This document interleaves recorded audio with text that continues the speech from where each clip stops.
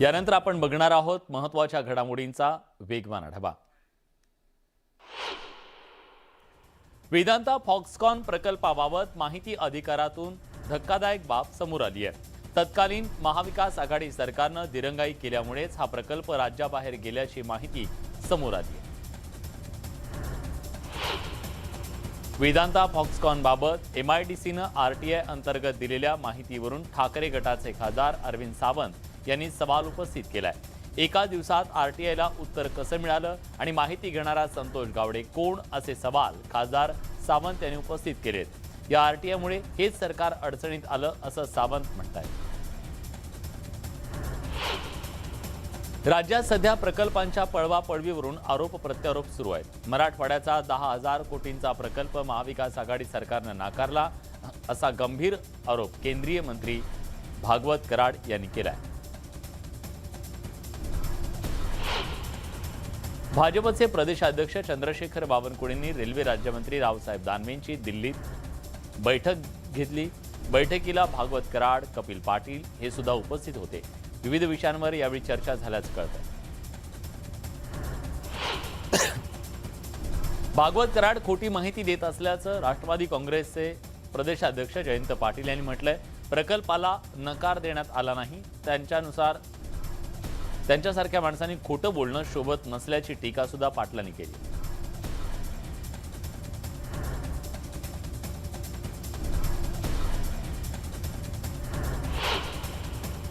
दहा दिवस थांबा, आम्ही श्वेतपत्रिका काढतोय। मागच्या सरकारनं काय उद्योग करून ठेवले ते सगळे बाहेर येणार असा सूचक इशारा महसूल मंत्री राधाकृष्ण विखे पाटील यांनी दिलाय। मवियातील नेते दुःखी आत्मे असल्याची टीका त्यांनी केली आहे।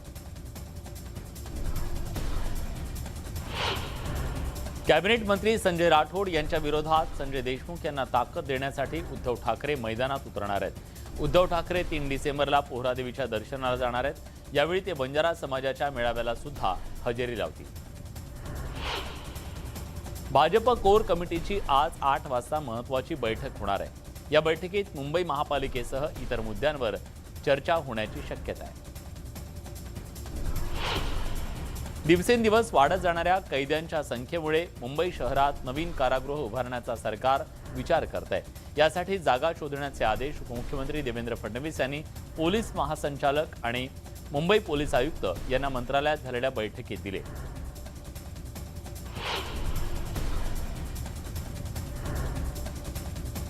शिवप्रतिष्ठानचे संस्थापक संभाजी भिडे यांनी मुख्यमंत्री एकनाथ शिंदे यांची मंत्रालयात जाऊन भेट घेतली।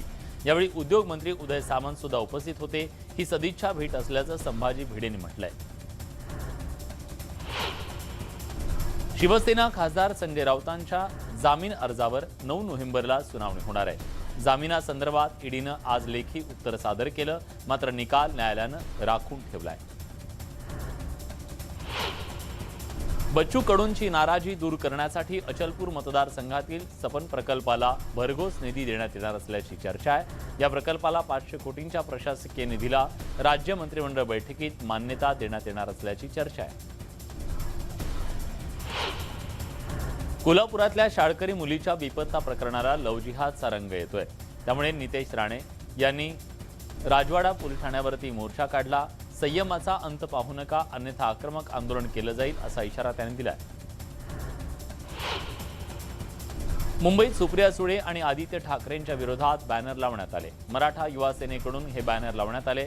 बाप काढणं ही आमची संस्कृती नाही, पण सुरुवात तुम्ही केली, शेवट आम्ही करणार। आदित्य ठाकरेंनी फक्त पेंग्विन देण्याचं काम केलं, तर सुप्रिया सुळेंनी कुंडीत वांगी लावून कोट्यवधी रुपये कमवले अशा आशयाचा मजकूर बॅनरवर लिहिण्यात आला।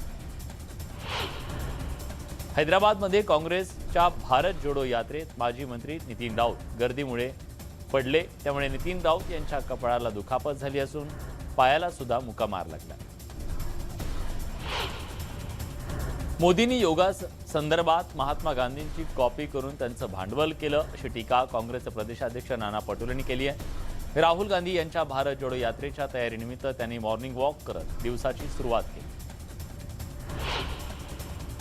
राज्यात 37,000 परिचारिका बोगस असल्याच्या आरोपांची चौकशी होणार आहे। वैद्यकीय शिक्षण मंत्री गिरीश महाजन यांनी चौकशीची घोषणा केली आहे। न्यूज 18 लोकमतच्या बातमीच्या दणक्यानं आता या चौकशीला वेग येणार आहे। महाराष्ट्र नर्सिंग काउन्सिलनं गेल्या 4 वर्षात जवळपास 37,000 अर्जांची नोंदणी कोणत्याही कागदोपत्री पुराव्याशिवाय परिचारिका म्हणून केली। याबाबत MNCनं पोलीस स्टेशनमध्ये तक्रार दाखल केली आहे। मुंबईकरांसाठी पाव महाग झाले।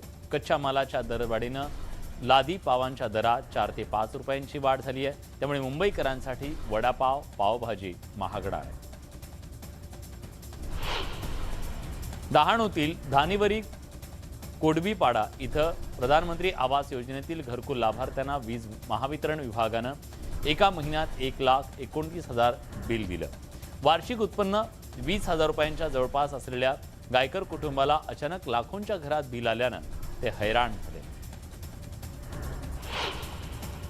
सांगलीत लावणीच्या कार्यक्रमादरम्यान घडलेल्या प्रकाराबद्दल वाईट वाटत असल्याची प्रतिक्रिया इन्स्टा स्टार गौतमी पाटीलनं प्रतिक्रिया दिली आहे। कार्यक्रमाला इतकी गर्दी होईल असं वाटलं नव्हतं असंही तिनं म्हटलंय। गौतमी पाटीलच्या लावणी कार्यक्रमात प्रेक्षकांनी हैदोस घातल्याचा प्रकार घडला होता। अज्ञातानं विषारी तणनाशक फवारल्यानं 4 एकरावरचा कांदा रोप जळून खराब झाल्याची घटना येवला तालुक्यातल्या भारम इथं घडली आहे। या घटनेमुळे शेतकऱ्यांमध्ये चिंता निर्माण झाली असून या प्रकरणी पोलिसांनी गुन्हा दाखल करून तपास सुरू केलाय। सणांच्या कालावधीत गोड पदार्थ मिठाईसाठी खव्याचा खूप वापर होतो। याच काळात खव्यात भेसळ करण्याचं प्रमाण अधिक आहे। नागपुरात अन्न आणि औषध प्रशासनानं 10 लाखांचा बनावट खवा जप्त केलाय। खराब मिठाई विकणाऱ्यांवर सुद्धा कारवाई करण्यात आली आहे। BRT मार्गातून खासगी वाहनांना सुद्धा वाहतुकीची परवानगी द्या असं पत्र पोलीस आयुक्तांनी पुणे मनपा आयुक्तांना पाठवलं। यानंतर मनपा आयुक्तांनी PMPचे CMD ओमप्रकाश बकोरिया यांना याबाबत अभिप्राय मागवला। मात्र त्यांनी BRT मार्ग केवळ PMP बसेससाठीच राखीव ठेवावे, त्यामुळे वाहतूक जलद आणि वेगवान होते असा अभिप्राय दिला। घाणीचं साम्राज्य आणि रुग्णांची हेळसांड यासाठी चर्चेत असलेल्या साक्री रुग्णालयात सध्या लगबग सुरू झाली आहे। केंद्रीय पथक येणार असल्यानं रुग्णालयाची रंगरंगोटी करण्यात येते। एरवी रुग्णसेवा आणि स्वच्छतेकडे कानाडोळा करणारं रुग्णालय केंद्रीय पथकासाठी धडपड करत असल्याचा संताप व्यक्त होतोय। नंदुरबारमधील शेवाडी नेत्रंग महामार्गावरील जीवघेणे खड्डे मुख्यमंत्र्यांच्या दौऱ्याआधी बुजवण्यात आले। गेली कित्येक महिने हे खड्डे बुजवावेत यासाठी निवेदनं देण्यात येत होती। मात्र तो खड्डा बुजवण्यासाठी अखेर मुख्यमंत्र्यांना दौरा करावा लागला। आता याच महामार्गावरील करण चौफुली निझरमध्ये पडलेले खड्डे बुजवण्यासाठी पुन्हा मुख्यमंत्र्यांना बोलवायचं का असा सवाल नागरिक विचारतात। हिंगोली शहरातील हिंगोली ते नांदेड जाणाऱ्या महामार्गावरचे रेल्वे उड्डाणपुलाचं काम सध्या सुरू आहे। हे काम प्रगतीपथावर असल्यानं हा मार्ग वाहतुकीसाठी बंद करण्यात आलाय। पुढील 2 महिन्यांसाठी हा मार्ग बंद असणार आहे। त्याऐवजी अकोला बायपास मार्गावरून हिंगोली ते कळमनुरी असा वाहतूक मार्गात बदल करण्यात आलाय। वारी काळात पोलीस रस्त्यावर पेट्रोलिंग करणार आहेत। प्रत्येक वारी मार्गावर पेट्रोलिंग करावं, स्पीकरद्वारे सातत्यानं त्यांना सूचना द्याव्यात असे आदेश नूतन पोलीस अधीक्षक शिरीष सरदेश पांडेंनी दिले। सर्वसामान्यांची जीवनवाहिनी असलेल्या लालपरीचं आता लाईव्ह लोकेशन मिळणार आहे। रत्नागिरी ST विभागातील 760 STमध्ये व्हेइकल ट्रॅकिंग सिस्टीम बसवण्यात आली आहे। अंतिम चाचणीनंतर प्रवाशांना ही सुविधा उपलब्ध होणार आहे। लाचलुचपत प्रतिबंधक विभागाच्या वतीनं राज्यभरात जनजागृती कार्यक्रमाचं आयोजन करण्यात आलं। चंद्रपुरात सुद्धा गर्दीच्या ठिकाणी विभागाच्या कार्यप्रणालीबाबत जनजागृतीपर पत्रकं वाटून माहिती देण्यात आली। भारत जोडो यात्रेच्या पार्श्वभूमीवर बारामती तिरंगा बाईक रॅलीचं आयोजन करण्यात आलं। यात तरुणांनी मोठ्या संख्येनं सहभाग घेतला।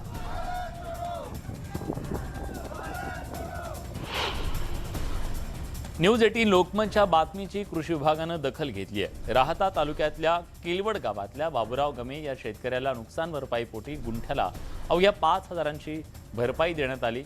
याबाबत वृत्त दाखवल्यानंतर कृषी विभागानं केलेल्या पंचनाम्यानुसार भरपाई दिली नसल्यास विमा कंपनीवर कारवाई करण्यात येणार आहे। राहता तालुका कृषी अधिकाऱ्याने विमा कंपनीकडून अहवाल मागवलाय।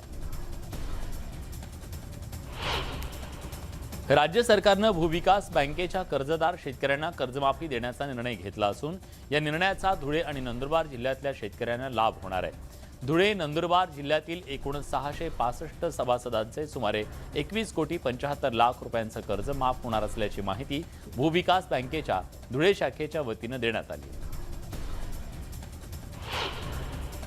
वाशिम जिल्ह्यात तूर पिकावर मर रोगाचा प्रादुर्भाव झाल्यानं तुरीचं उत्पादन घटण्याची शक्यता आहे. त्यामुळे शेतकरी वर्गातून भीती व्यक्त होती आहे. वर्धा जिल्ह्यात सोयाबीनची काढणी सुरू असताना एकरी 2 ते 4 क्विंटल पर्यंत उत्पन्न होत आहे. सततच्या पावसानं सोयाबीनच्या उत्पन्नात घट झाल्यानं खर्च निघणं कठीण झालंय. त्यामुळे शेतकरी चिंताग्रस्त आहेत. नागपूर मनपानं ठराव घेत संगणक चालकांची नियुक्ती एजन्सीमार्फत केल्यानं तुटपुंज मानधन दिलं जाणार आहे. यामुळे संगणक चालकांनी नागपूर मनपासमोर निदर्शनं करून आंदोलन केलं. 1968 साली नांदेड शहरातल्या वजीराबाद भागातल्या एका रस्त्याला डॉक्टर बाबासाहेब आंबेडकर यांचं नाव देण्यात आलं. पण महापालिका प्रशासनानं त्या रस्त्याचं नाव बदलून बाबूभाई ठक्कर असं केलं. पालिका प्रशासनाच्या या निर्णयाविरोधात आंबेडकरवादी संघटनांनी आंदोलन केलं. कोट्यवधी रुपयांचे प्रकल्प गुजरातला जात असल्याच्या निषेधार्थ सांगलीत राष्ट्रवादी महिला काँग्रेसकडून जोरदार आंदोलन करण्यात आलं. यावेळी राज्य सरकारच्या या कृतीचा निषेध करण्यात आला. कोल्हापुरात भर चौकात रस्त्यातच हुक्का पार्टी करणाऱ्या आणि स्टंटबाजी करणाऱ्यांवर गुन्हा दाखल करण्यात आलाय. पोलीस अधीक्षकांनी न्यूज 18 लोकमतच्या बातमीची दखल घेतली आहे. बेटिंग आणि हुक्का व्यवसायाशी संबंधित तरुणानं हे कृत्य केलंय. भर रस्त्यात हुक्का पितानाचा व्हिडिओ कॅमेऱ्यात कैद झाला होता. भीमा नदी पात्रात बोटीच्या साह्यानं वाळू तस्करी करणाऱ्या विरोधात अहमदनगरच्या स्थानिक गुन्हे शाखेच्या पोलिसांनी धडक कारवाई केली आहे. या कारवाईत वाळू उपसा करणारी बोट आणि ट्रक जप्त केला असून 6 आरोपींच्या विरोधात गुन्हा दाखल करण्यात आलाय. भंडाऱ्यात दिवाळीच्या कार्यक्रमात जोरदार हाणामारी झाली. हुल्लडबाजी करणाऱ्या तरुणांना समजवायला गेलेल्या पंचायत समिती उपसभापतींसह 4 आयोजकांना लाठ्या-काठ्यांनी मारहाण करण्यात आली आहे. जखमींवर खासगी रुग्णालयात उपचार सुरू असून 6 तरुणांविरोधात गुन्हा दाखल करण्यात आलाय. बीड कुटीर रुग्णालयातील महिला रुग्णांशी अश्लील वर्तन करणाऱ्या वैद्यकीय अधिकारी डॉक्टर अशोक बांगर यांची नियुक्ती रद्द करा या मागणीसाठी रुग्णालयासमोरच या आंदोलन करण्यात आलं. या वैद्यकीय अधिकाऱ्याचं तात्काळ निलंबन करण्याची मागणी करण्यात येते.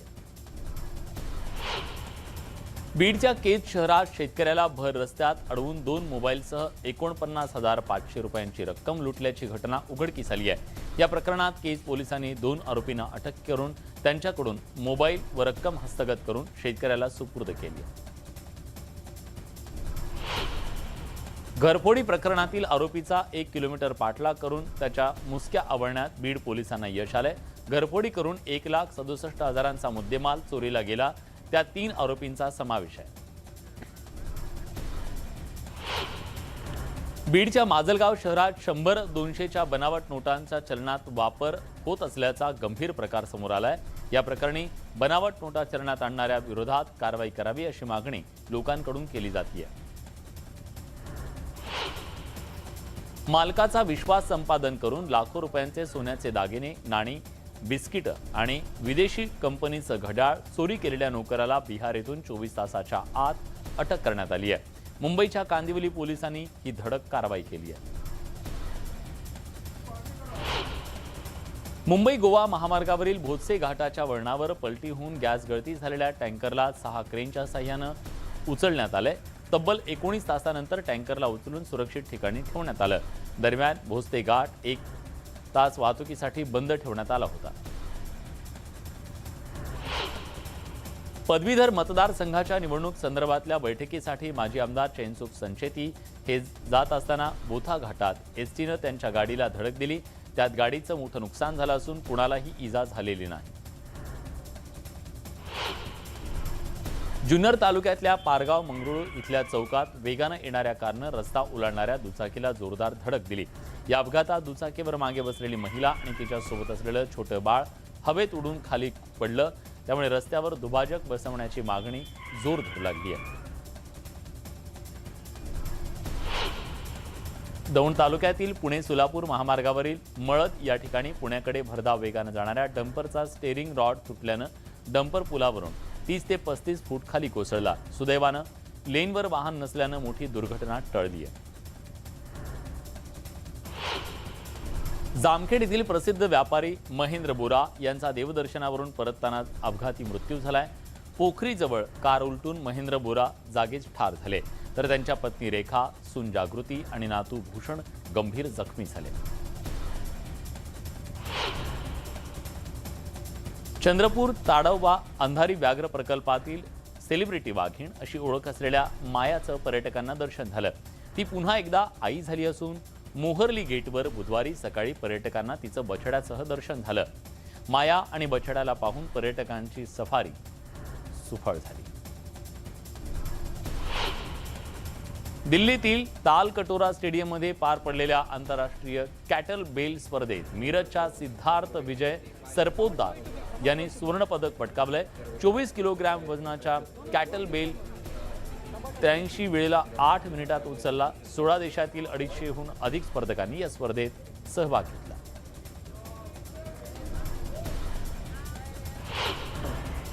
विठुरायाच्या खजिन्यात नव्या सोन्याच्या दागिन्यांची भर पडली आहे.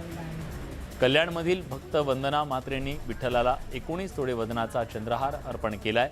या हाराची किंमत 11 लाख इतकी आहे. बीडमध्ये राष्ट्रीय दिव्यांग क्रिकेट स्पर्धेला सुरुवात झाली. महाराष्ट्रासह विविध राज्यातल्या 150 दिव्यांग खेळाडूंनी या स्पर्धेत सहभाग घेतला. 2 ते 6 नोव्हेंबरपर्यंत ही स्पर्धा होणार असून पहिलाच सामना महाराष्ट्र आणि गुजरात संघात पार पडला. नंतर बघूयात इतर काही महत्त्वाच्या घडामोडींचा वेगवान आढावा. दिल्लीच्या झोपडपट्टीमध्ये राहणाऱ्या कुटुंबांना पंतप्रधान नरेंद्र मोदी नवे फ्लॅटच्या चाव्या सुपूर्द केल्या. दिल्लीतल्या झोपडपट्टी पुनर्विकासाचा पहिला टप्पा पूर्ण झाला असून 3024 सदनिका तयार आहेत. 345 कोटी खर्चून तयार केलेले हे फ्लॅट सर्व सुखसोयींनी सज्ज आहे. राष्ट्रगीत अवमान प्रकरणी ममता बॅनर्जींवर अवमान केल्याचा ठपका ठेवण्यात आलाय.